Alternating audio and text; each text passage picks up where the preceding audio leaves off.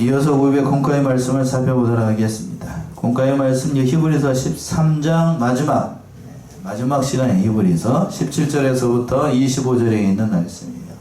공과의 제목을 모든 선한 일에 온전하라 라고 되어 있어요. 무슨 일에 온전하라고요? 모든 선한 일에 온전하라. 그럼 하기 위해서, 선한 일에 온전하기 위해서는 성도들이 어떻게 해야 되는가, 그 말씀을 교훈하는 것인데 대지를 3개로 나눴어요. 첫 번째는 17절에 있는 것처럼 인도자에게 뭐하라? 복종하라. 그 말씀이 첫 번째이고, 두 번째는 인도자를 위해서 기도하라는 것이 18절에서부터 21절에 있는 말씀. 마지막으로 권면의 말을 잘 용납하고 순종해야 된다는 의미가 22절에서부터 마지막 25절의 말씀이에요. 첫 번째 내주로 가가지고 인도하는 자에게 복종해야 돼요. 선한 일을 위해서, 또 하나님께서 맡겨진 선한 일을 위해서는 자신을 인도하는 인도자에게 복종해야 됩니다. 왜 그런가? 17절에 이제 첫 번째 공간의 영적인 문제를 인도자에게 맡겼기 때문이라고 되어 있는데 17절 한번 읽어보세요. 17절.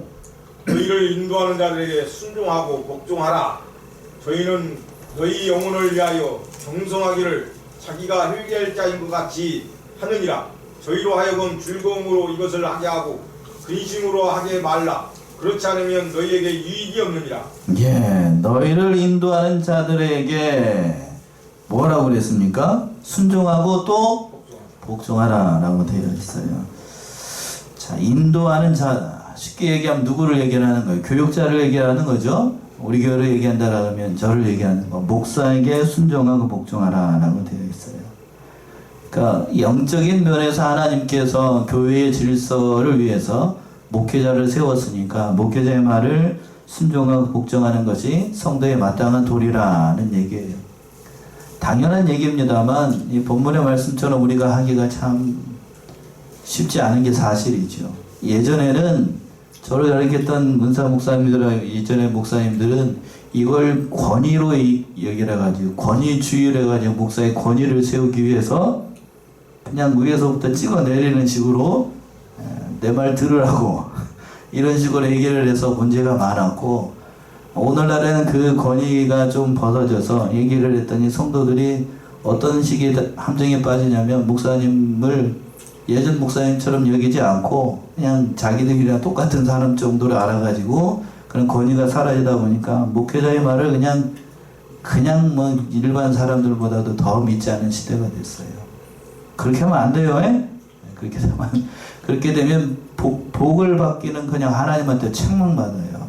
그래서 하반절에서 그랬잖아요. 그렇지 않으면 너에게 뭐가 없다고 그랬어요? 유익이 없다고 그래요. 아무 유익이 없어요. 목사는 교회의 영적인 지도를 위해서 하나님께서 세우신 것인데, 그 하나님께서 세우신 걸 잊고 그 모든 말씀에 순종하지 않는다라고 하면 서로에게 유익이 없어요. 자, 요한복음 21장을 한번 가보세요. 요한복음 21장 보시면 15절부터 한번 봅시다. 예수님께서 부활하시고 난 다음에 사도 베드로에게 했던 말이죠. 요한복음 21장 15절부터 보시면, 저희가 조밥 먹은 후에 예수께서 시몬 베드로에게 이르되 요한의 아들 시몬아, 네가 이 사람들보다 나를 더 사랑하느냐 하시니 가로되 주여 그러하이다. 내가 주를 사랑하는 줄 주께서 아시나이다. 가라사대 내 어린 양을 먹이라 하시고. 예, 부활하신 주님께서 베드로에게 찾아와 가지고 네가 나를 사랑하느냐, 이 사람들도 다 사랑하느냐 하시고 난 다음에 사랑한다고 그러니까 뭐를 맡기셨어요? 양을 맡겼습니다. 양을. 이걸 보게 되면 베드로가 이전에 무슨 일이 있었냐면 예수님을 모른다고 몇 번 부인했죠? 3번이라고. 자격이 있어요, 없어요? 목사는 그러니까 이걸 따져보게 된다면 목사는 자격이 없는 자를 하나님께서 세우신, 자격이 있는 자를 세우는 게 아니고, 자격이 없다라고 해가지고 그러면 하나님께서 세우신 거니까 그럼 자격이 없으니까 그냥 뭐 저기 해도 되겠네. 그렇지 않아요. 예수님께서 그런 사람을 통해서도 하나님의 일을 이루셨어요. 3번씩이나 이걸 확인하셨다고 뒤에 가서 계속 나옵니다만, 두 번째는 뭐라고 그랬냐면 16절에서 내 양을 어떻게 하라고 그랬어요? 치라. 또 17절에서 내 양을 또 어떻게 하라? 먹이라라고 얘기했어요. 자격이 없는 자라도 할지라도 하나님께서 하나님의 유익을 위해서 애타는 심정으로 그 어린 양을 먹겠다고요. 그랬더니 뒤에 가서 보시게 되면 사도 베드로가 그 일이 있고 난 다음에 진짜로 그 양을 정말 살뜰하게 살핍니다. 살뜰하게 살펴요. 그러니까 이러한 문제가 있다는 사실, 우리의 이러한 일이 있다는 사실을 깨닫고 목회자를 존중해야 되겠습니다. 제 얘기를 하는 것 같아서 참 그렇습니다만 그렇게 여겨야 돼요. 그래서 다시 한번 보시면 너희를 인도하는 자에게 어떻게 하라고요? 순종하고 또 복종하라. 순종이라는 말의 의미는 잘 아시죠? 순종은 단마음으로 그 모든 일 교훈과 가르침에 잘 따르는 걸 얘기를 하는 거고, 복종은 그럼 뭐예요? 예? 단마음이 아니에요. 목사님 하는 말이 영 내 생각과 내 주장에는 맞지 않아요. 맞지 않아도 어떻게 하는 거? 그대로 따르는 걸, 그걸 복종이라고 합니다. 마치 군인이 상관이 하급자에게 명령을 하게 되면 그 하급자는 항명하지 말고 어떻게 됩니까? 그대로 해야 됩니다. 그걸 복종이라고 얘기를 하는 거예요. 내 뜻대로 맞지 않아도, 마음에는 내키지 않아도 하는 것, 그걸 복종이라고 얘기해요. 헬라어에도 원어가 달라요. 둘 다. 그러니까 늘 우리도 이 사실을 깨닫고 하나님께서 이렇게 하시게 되면 세우신 위치가 있으니까요. 그렇게 하겠어요. 또 그 중간절에서 보시면 저희는 너희 영혼을 위하여 경성하기를 자기가 회개할 자같이 한다. 저도 그렇습니다만 모든 목회자들 다 그럴 거예요. 경성한다는 것은 파수꾼이 그 밤에 자기를 지키는 것처럼, 그 성을 지키는 것처럼 여러분들의 그 영혼을 위해서 기도하고 여러분들의 그 신앙적으로 잘 되기를 위해서 기도합니다. 저도 마찬가지고요. 그러니까 영적인 하나님의 나라에 가게 되면 자랑할 것이 다른 게 자랑할 게 아니에요. 저는 하나님 앞에서 누구를 자랑하게 될 거고 여러분들을 자랑하게 될 거고, 여러분들은 하나님 앞에서 누구를 자랑하게 될 거고 저를 내세우게 될 거예요. 그러니까 이런 관계가 있다는 사실을 우리는 놓치면 안 돼요. 늘 그러니까 서로가 서로를 귀하게 여겨야 돼요. 목사는 누구를 귀하게 여겨야 되고 성도를 귀하게 여겨야 되고, 성도는 또 누구를 귀하게 여겨야 되고 목사님을 귀하게 여겨야 됩니다. 이걸 지나치게 저기에서도 안 되고, 그렇다고 너무 얘기해서도 안 되고, 이 관계가 참으로 중요해요. 자, 스가랴 4장을 한번 가보세요. 참으로 교육자의 위치가 참 중요해요. 스가랴 4장 11절에서부터 14절 조금만 넘겨보면 스가랴예요. 스가랴 4장, 말라기 앞에가 스가랴입니다. 마태복음 앞에 말라기 앞에 스가랴 4장 11절에서부터 14절. 내가 그에게 물어이르되 등잔대 좌우에 두 감람나무는 무슨 뜻이니나이까. 다시 그에게 물어이르되 금 기름을 흘리는 두 건관 옆에 있는 이 감람나무 수가지는 무슨 뜻이니까. 그가 내게 대답하이르되 내가 이것이 무엇인지 알지 못하느냐 하는지라. 내가 대답하되 내 주 알지 못하나이다 하니, 이래도 이는 기름 부음 받은 자 둘이니 온 세상에 주 앞에 서 있는 자니라 하더라. 예. 자, 이 말씀은 스가랴가 환상을 봤습니다. 어떤 환상을 봤냐면 두 감람나무와 또 뭘 봤어요? 금대와 그리고 금관이 있는 그 환상을 봤어요. 아마 이렇게 생겼을 거라고요. 이렇게. 네, 이거 제가 아까 빨리 찾아놨는데 다시 한번 보시면, 내가 그에게 물어가로되 등대 좌우에 두 감람나무는 무슨 뜻이니까. 저 뒤에 있는 그 두 감람나무요, 감람나무는 무슨 뜻이니까. 다시 그에게 물어가로되 기름을 흘러내는 두 금관 옆에 있는 이 감람나무는 두 가지는 또 무슨 뜻입니까? 그 앞에 보게 되면, 감람나무 앞에 보게 되면 이 관이 있죠. 중간에 등대 앞에 그 관, 금관이라는 것은 관이 아니고, 머리에 쓰는 관 아니고 금으로 된 이 파이프를 얘기를 하는 거예요. 그리고 그가 대답하여 가로되 내가 이것이 무엇인지 알지 못하나. 대답하되 내 주에 알지 못하나이다. 가로되 이는 기름 발리운 자 둘이니 온 세상에 주 앞에 모셔 섰는 자니라. 그러니까 누구를 얘기를 하냐면 인도자, 목회자를 얘기를 하는 거예요. 그러니까 여기 두 감람나무는 누구를 상징을 하냐면 예수님을 상징을 하는 거고, 그리고 맨 앞에 있는 금 촛대 있죠? 촛불 7개 켜져 있는 거, 촛불은 어디를 상징을 하냐면 교회, 여러분 성도들을 상징을 하는 거고, 그리고 촛대와 감람나무 사이에 이렇게 파이프 있죠?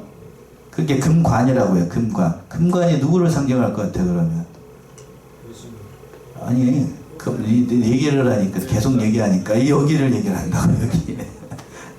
그러니까, 목회자의 위치가 이 성도들과 예수님을 연결해주는 뭐와 같다고요?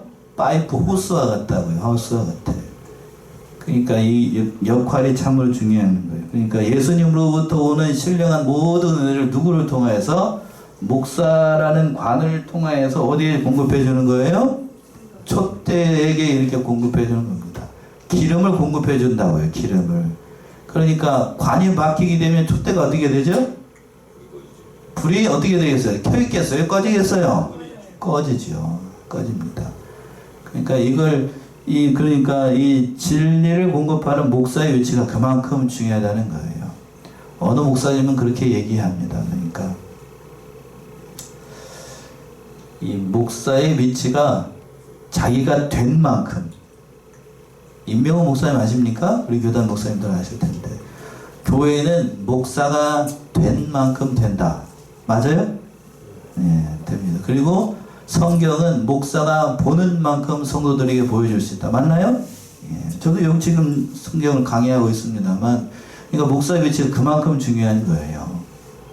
그러니까 뒤에 가서도 나옵니다. 그래서 누구를 위해서? 우리를 위해서 기도하라. 그 말 부탁하고 있는 거예요. 그만큼 맡겨진 위치가 중요하기 때문에 이 역할이 중요하잖아요. 관이 막혀 있다. 어떻게 되겠어요? 앞에서도 언급했습니다만 촛불이 꺼지겠죠? 예. 그래서 이걸 또 악용하는 분들은 목사와 막히면 누구와도 막힌다? 예. 그 하나님과 예수님과도 막힌다 가지고 목사하고 막히지 말라 이렇게도 얘기합니다만 그건 너무 간 것 같고, 예. 너무 간 것 같고, 목사를 위해서 참 여러 가지로 기도 많이 해야 됩니다.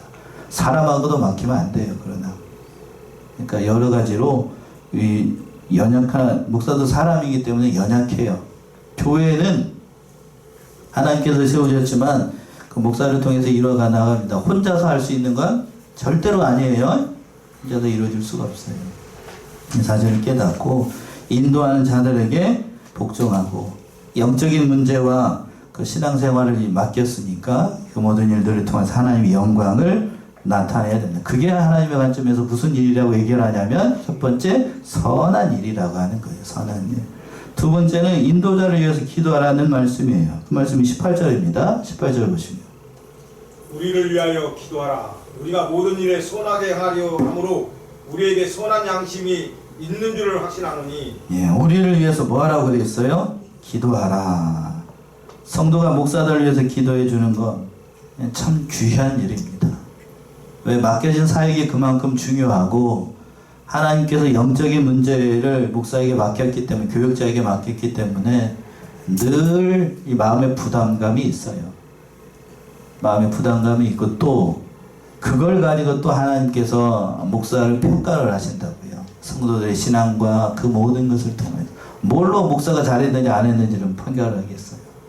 그러니까 이것을 위해서 기도하라는 거예요. 우리를 위해서 기도하라. 그것이 하나님을 일을 돕는 거고 하나님을 위하는 길이기 때문에, 목사를 위해서도 물론 그렇습니다만, 내가 잘 되는 게 결국 누가 잘 되는 거냐면, 누가 잘 되는 거죠? 여러분이 잘 되는 거예요. 목사가 뭐 잘 되고 이렇게 형통하도록 그렇게 기도하라는 게 아니고, 하나님의 일이 뜻 안에서 잘 되도록 성도의 유익을 위해서 그랬습니다. 그랬죠? 17절 다시 한번 보시면 그랬습니다. 저희로 하여금 모함으로 이것을 하게 하고 즐거움으로 이것을 하게 하고 근심으로 하게 말라. 그렇지 않으면 너에게 뭐가 없대요? 유익이 없대요. 목사님 맡겨진 일이기 때문에 이걸 즐겁지 않아도 할 수 있어요. 사명이기 때문에. 그러나 사명으로만, 일로만, 업무적으로만 일을 한다라고 하면 저에게도 좋은 일이 아니고 그 말씀을 받고 있는 여러분에게도 유익이 되지 않아요. 뭐라고 그랬냐면 또 근심하게 하지 말라. 뭐 하게 하지 말래요? 근심하게 하지 말라. 그렇지 않으면 너에게 유익이 없다. 그래서 이 사실을 명심하고 위에서 기도 많이 해주시기 부탁드리겠습니다. 그리고 하반절에서 보시면 우리가 모든 일에 선하게 행하게 함으로 우리에게 선한 양심이 있는 줄을 확신한다. 그러니까 선한 양심을 위해서 그러니까 목사가 무슨 일을 할 때에 양심을 바로 쓰고 하나님 앞에서 선하게 행하도록 선한 양심을 위해서 기도하고 또 그 반대로 목사도 성도들의 무슨 양심을 위해서 선한 양심을 위해서 참으로 기도 많이 해야 됩니다. 우리 교단에서 강조하는 게 세 가지가 있는데 첫 번째는 김현복 목사님이 그 이병기 목사님에게 사사를 할 때에 첫 번째 일심정력하라고 그랬어요. 무슨 일을 할 때에 일심정력하라. 그리고 또 일을 할 때에 삼가 어떻게 하라? 조심하라. 마귀 틈타지 않도록 삼가 조심해야 되고 마지막으로는 무슨 양심을 바로 쓰라? 선한 양심, 신앙 양심을 똑바로 써야 된다. 이 세 가지를 늘 강조를 하셨대요. 잊어버리기 쉬우니까 한번 할까요? 첫 번째 무슨 정력? 일심정력. 믿는 일이든 믿지 않는 일이든 일심정력해야 돼요. 한 마음으로 일을 해야 뭐가 되죠? 뭐가 된다고요. 두 번째는 무슨 조심? 무슨 일을 하든지 조심해야 된다. 내가 이런 말을 하게 되면 교회에 유익이 될 것인가? 혹시라도 상처받을 사람은 없을 것인가? 삼가 조심해야 된다고요? 말할 때나 행동할 때나 다. 그리고 마지막으로 세 번째 무슨 양심? 신앙 양심을 똑바로 써야 돼요. 양심이 파산하게 되면 믿음이 파산해요. 자, 디모데전서죠? 디모데전서 1장 18절 20절 디모데전서 1장 18절에서부터 20절 아들을 디모데야 내가 네게 이 경계로서 명하노니 전에 너를 지도한 예언을 따라 그것으로 선한 싸움을 싸우며 믿음과 착한 양심을 가지라. 어떤 이들이 이 양심을 버렸고 그 믿음에 관하여는 파산하였느니라. 그 가운데 후메네오와 알렉산더가 있으니 내가 사단에게 내어준 것은 저희로 징계를 받아 회방하지 말게 하려 함이니라. 예. 사랑하는 믿음의 아들 디모데에게 사도 바울이 당부했던 거예요. 아들 디모데야 내가 내게 이 경계로서 명하노니 전에 너를 지도하던 예언을 따라 그것으로 무슨 싸움을 싸우고 선한 싸움을 싸우고 선한 싸움을 싸우되 어떻게 싸워야 되는가? 믿음과 뭘 가지고 착한 양심을 가지고 싸우라는 거예요. 어떤 이들이 이 양심을 버렸고 그 믿음에 관하여는 파산했다. 믿는 자가 양심을 버린다. 파산하는 겁니다. 세상 사람들도 양심 버리면 못된 사람이라고 얘기하는데 그런데 믿는 자가 그 신앙 양심을 버리게 된다라고 하면 믿음이 설 수가 없어요. 그렇겠죠? 양심 바로 써야 됩니다. 내가 이렇게 행동을 하게 되면 내가 이렇게 말을 하게 되면 하나님이 기뻐하실까? 양심 바로 써야 돼요. 양심. 예, 그래서 그 선하게 행하려는 자들은 양심을 버리면 안 됩니다. 그래서 양심 버리게 되면 하나님의 은혜가 떠나고 하나님의 능력이 떠나고 모든 것이 다 떠나요. 빈 껍데기만 나와서 하는 일들마다 교회에서 하는 일들마다 가시노릇만 하게 되고 거치는 것이 되게 하고 참 여러 가지로 어려움을 만들게 하는 거예요. 그러니까 양심을 바로 써야 됩니다. 그걸 위해서 기도하라는 얘기고 또 19절 보시면 19절 내가 더 속히 너희에게 돌아가기를 위하여 너희 기도함을 더욱 원하노라. 예, 이제 사도 바울이 이 서신을 쓸 때에 속히 가기를 원했어요. 아마 하나님의 일을 더 많이 하려고 애를 많이 쓴 것 같은데 그만큼 이 속히 이루어지도록 하나님의 일이 속히 이루어지는 것 참 귀한 일이니까 그것을 위해서 기도하기를 원했던 겁니다. 또 20절 보시면 20절 양의 큰 목자이신 우리 주 예수를 영원한 언약의 피로 죽은 자 가운데서 이끌어내신 평강의 하나님이 예, 양의 큰 목자이신 우리 주 예수. 양의 큰 목자는 그러니까 누구를 가리키는 거예요? 예수님을 가리키는 거죠. 예수님께서 그 평강의 하나님이 죽은 자 가운데서 예수님을 다시 세우셨어요. 그러니까 부활시키셨다는 얘기죠. 하나님의 능력으로 부활했던 것처럼 그 예수 그리스도를 믿는 자들도 우리에게 평강을 주셔서 그러한 평강을 주시는 건다는 거죠. 21절 보시면 모든 선한 일에 너희를 온전케 하사 자기 뜻을 행하게 하시고 그 앞에 즐거운 것을 예수 그리스도로 말미암아 우리 속에 이루시기를 원하노라. 영광이 그에게 세세 무궁토록 있을지어다. 아멘.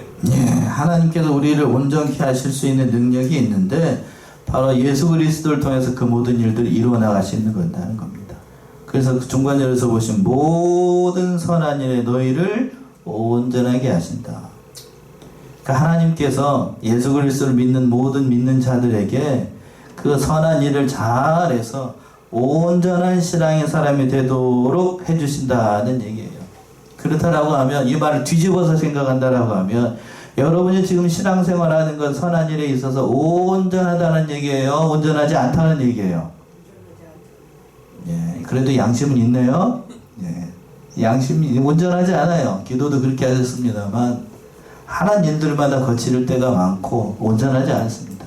언제 온전해지나요? 그러면 언제 온전해질까요? 예, 숨 넘어갈 때. 그리고 누가 오셔야 온전해지는 거예요? 예수님 오셔야죠. 지금 하는 일은, 그러면 온전하지 않은 사람이 일을 하니까 힘들기만 하니까 그러면 안 해도 되겠네요. 그런가요? 아니죠. 그런 얘기 하려고 하는 게 아니죠. 예, 그런 게 아니라고. 요즘 눈이 많이 오고 길이 미끄럽고 그러니까 예배 시간에도 잘 참여하지 못하고 새벽 시간에도 저도 좀 요즘 좀 늦게 일어나고 그랬습니다만 우리는 온전한 사람이 아니에요. 그렇죠? 그래도 애를 씁니다. 누구를 바라보면서? 이 선한 일에 열심하게 하시는 하나님 바라보면서 하는 거예요. 사람 바라보고 그런 사람 바라보게 되면 그 사람은 실망합니다. 그러니까 저를 바라보지 마시고, 저도 여러분만 바라보게 되면 낙심이 될 때가 있을까요? 없을까요? 사람이기 때문에 네, 있어요. 그러니까 우리 가운데 있는 누구를 바라보고, 예수를 바라보고 하나님 바라보고, 여러분 안에 있는 누구를 바라보고 성령을 바라봐야 우리가 믿음으로 사는 거지. 왜 목사님 왜 저렇게 하실까? 왜 저 성도가 저렇게밖에 못할까? 이렇게만 하게 되면 그 시험 들기 딱 좋아요. 그러니까 궁극적으로는 우리를 온전케 하시는, 오늘 본문의 말씀에서도 있네. 선한 일에 온전케 하시는 그 하나님 바라보고 우리가 믿음 생활하는 거지, 사람 보고 일하는 게 절대로 아닙니다. 그렇다라고 해서 아까도 앞에서도 얘기했습니다만 온전하지 않으니까 그러면 선한 일 안 해도 된다, 그런 뜻으로 하는 말이 절대로 아닙니다. 그것을 통해서 하나님께서 일을 하시는, 날마다 조금씩 그리스도의 형상을 이루어 나가는 거죠. 그래서 중간절에서 그랬습니다. 자기의 뜻을 어떻게 하시고 행하게 하시고, 하나님의 뜻을 행하게 하시는 거예요. 부족하지만. 앞에서 예수님께서 부활하셔가지고 사도 베드로에게 양을 맡길 때에 사도 베드로가 온전한 사람이었나요? 아니에요. 절대로 그렇지 않다고요. 맡겨놓으니까 그래도 성령께서 함께 하시고 예수님께서 함께 하시니까 그 사역을 잘 감당했던 것은, 저와 여러분들도 마찬가지라고요. 하나님께서 부족하지만, 연약하지만 하나님께서 맡겨진 일을 충성하면 내가 하는 게 아니에요. 하나님의 일은 절대로 내가 하는 게 아닙니다. 그래서 내가 하는 게 아니기 때문에 하나님께서 하시기 때문에 부족해도 즐거운 마음으로 하게 되면 하나님께서 그 모든 일을 이루어 나가시는 거예요. 억지로 하는 건 덕이 안 됩니다만 그것을 통해서 하나님의 일을 이루어 나가시는 겁니다. 예수님께서 그 일을 하신 거예요. 그 앞에 즐거운 것을 예수 그리스도로 말미암아 우리 속에 이루기를 원하노라. 즐거운 것, 하나님의 나라와 하나님의 통치를 바라보면서 예수 그리스도께서 모든 일을 이루어 나가셨다는 것처럼 우리의 모든 것들도 예수님 바라보며 하나님의 통치를 바라보면서 일을 하는 거예요. 그걸 바라보고 일을 하는 겁니다. 그래서 그 일을 위해서 온전하지 못한 사람들이 일을 하다 보니까 자꾸 뭐가 일어나냐면 마찰이 일어나고 삐걱삐걱 소리가 나고 네가 잘났느니 내가 잘났느니 얘기를 합니다. 그러면 목사가 앞에 서가지고 무슨 말을 하게 되냐면 권면하는 말을 하게 돼요. 그럴까요? 안 그럴까요? 얘기를 하겠지요? 집사님, 이건 이렇게 하는 게 좋겠습니다. 저건 저렇게 하는 게 좋겠습니다. 기도해보고 얘기를 해요. 그걸 성경에서 뭐라고 얘기를 하냐면 권면한다 라고 얘기를 합니다. 그 권면하는 말을 어떻게 하라고요? 마지막 세 번째, 용납하라는 얘기예요. 용납하라는 얘기는 잘 어떻게 하라? 받아들이라는 얘기예요. 그 말씀 22절과 23절에 있네요. 22, 23. 형제들아 내가 너희를 권하노니 권면의 말을 용납하라. 내가 간단히 너희에게 썼느니라. 우리 형제 디모데가 너희인 것을 너희가 알라. 그가 속히 오면 내가 저와 함께 가서 너희를 보리라. 예. 형제들아 내가 너희를 권하니 권면의 말을 어떻게 하라?